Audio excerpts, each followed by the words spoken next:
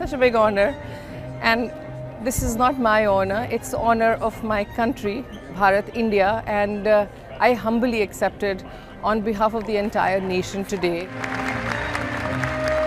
Well, I started almost 24 years back, and starting with 30 children in a small one workshop to reaching over 1 million children today. I think every step has just motivated me, inspired me to take every child in India to school.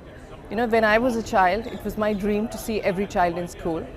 And as you grow up fulfilling that, for as many as we can reach, I think it's a very humbling experience. I'm extremely grateful, and art being the main inspiration behind education for children has really made us reach so many more children. And I think so many more we are looking forward to. Every child in India in school, yes.